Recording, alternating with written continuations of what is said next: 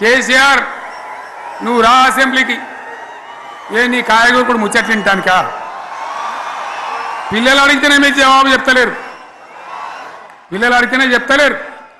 ఉన్నది ఉన్నట్టు నిలబెడితే ఆ ఆర్థిక మంత్రి అసెంబ్లీలో లేచి 20% కమిషన్ తీసుకుంటాను కేటీఆర్ మాట్లాడితే ఆయన లేచి భుజాలు తడుముకుంటాడు. నీకెందుకయ్యా బాధ?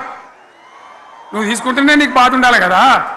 లేచి పేదలు ఉల్లి పెడతా ఉన్నాడు ఆయన అసెంబ్లీలో. ఈ విధంగా చాలా గందరగోళంగా అవివేకంతో అజ్ఞానంతో చాలా ఘోరం చేసి అడ్డమైన మాటలని చెప్పాను. దాంతో మనం కూడా గోల్మాలైపోయినాం. తీర్థం పోదాం తిమ్మక్క అంటే వాడు గుల్లే మనం సల్లే.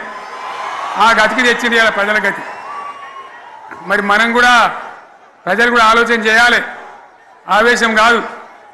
గాడిదలకు గడ్డేసి బలరకు పాల్పడితే వస్తాయా?